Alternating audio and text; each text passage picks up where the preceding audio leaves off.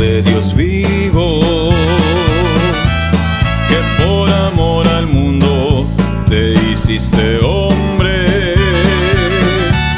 y enseñaste al hombre el misterio inmenso de la salvación. Eres el camino, la verdad y la vida, la luz que ilumina para llegar a Dios Padre.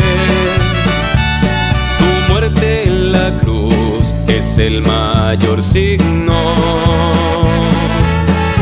de tu amor divino,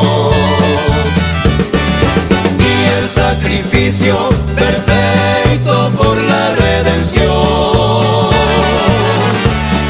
Ayúdame a ser con la fuerza del Espíritu tu discípulo, misionero, servidor de tu iglesia, constructor de tu reino, testigo de tu resurrección.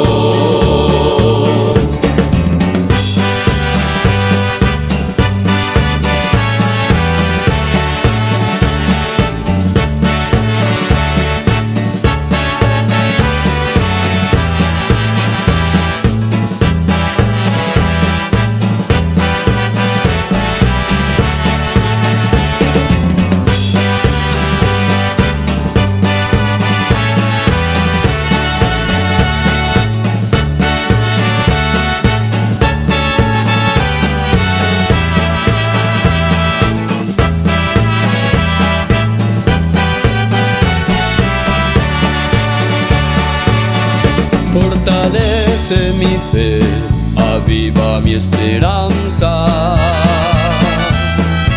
Lleva conmigo la cruz y haz que ame como tú. Te imploro, Señor de los milagros, misericordia y perdón, gracias y bendiciones. Te alabo y adoro, Oñan de Yaraguazú. Bendigo por siempre tu dulce nombre, Jesús.